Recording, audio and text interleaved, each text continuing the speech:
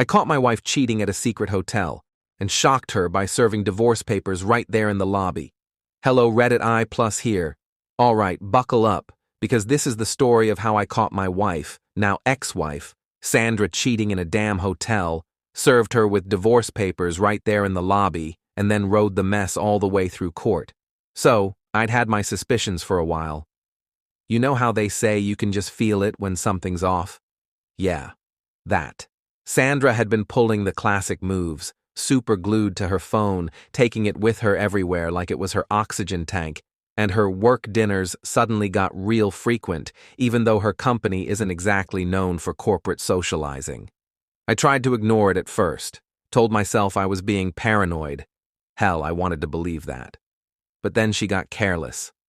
One night she hopped in the shower and her phone lit up, and I'll be honest, I wasn't even snooping. It was sitting right there on the counter and the screen lit up with a text from someone named Mike.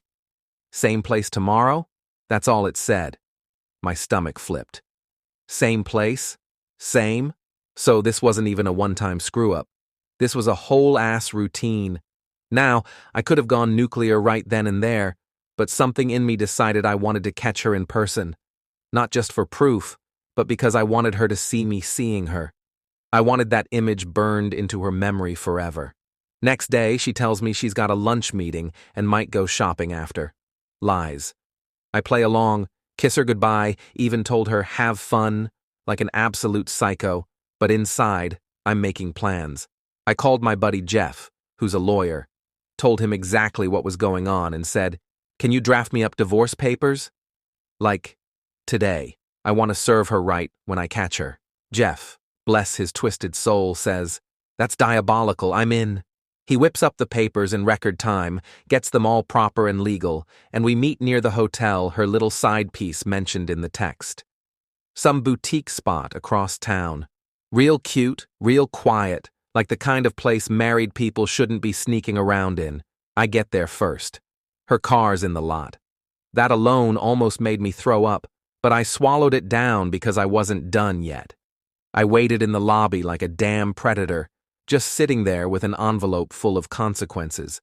Few minutes later, the elevator opens, and boom, Sandra and Mike, arm in arm, giggling like teenagers, until they see me. Sandra's face goes sheet white, and Mike? That poor bastard looked like he accidentally walked into his own funeral. I stood up, held out the papers, and said, "Hey Sandra, I figured I'd save you a trip.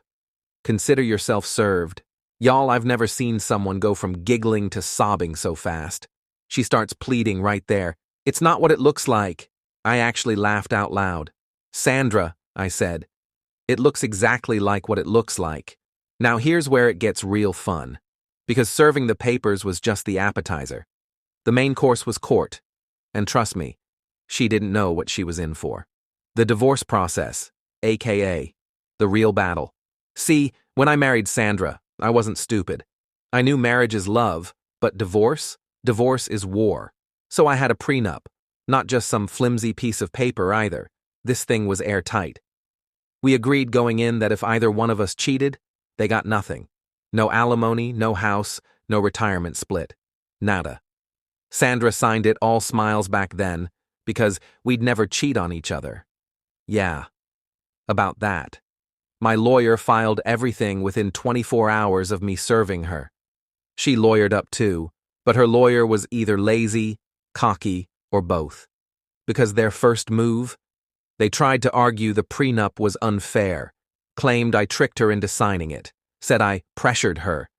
Except we had the signing video recorded with both our lawyers present, and Sandra herself saying, on camera, "I'm signing this freely, I've read every word." Boom. That argument? Dead on arrival. Next, they tried to argue I caused the marriage breakdown because I was emotionally unavailable. I laughed so hard when I read that I nearly choked on my coffee. My lawyer shredded that to pieces by showing the timeline. Her affair started months before she ever brought up feeling lonely. She wasn't lonely. She was occupied. Then came the money fight. See, we bought our house together, but the down payment? That was all me, from an inheritance. Prenup said if we divorce due to infidelity, the spouse who cheated doesn't get a cent of equity.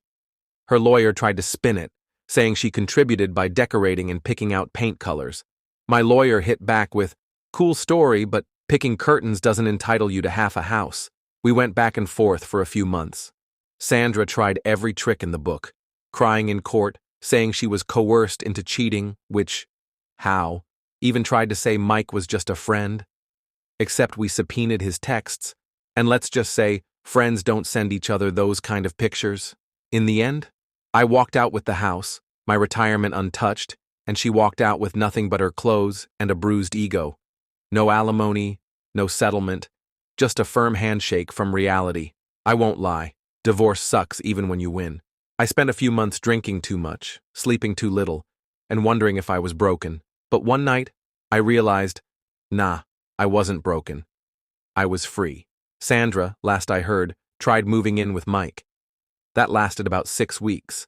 Turns out cheaters don't make great partners to each other. Shocking, I know.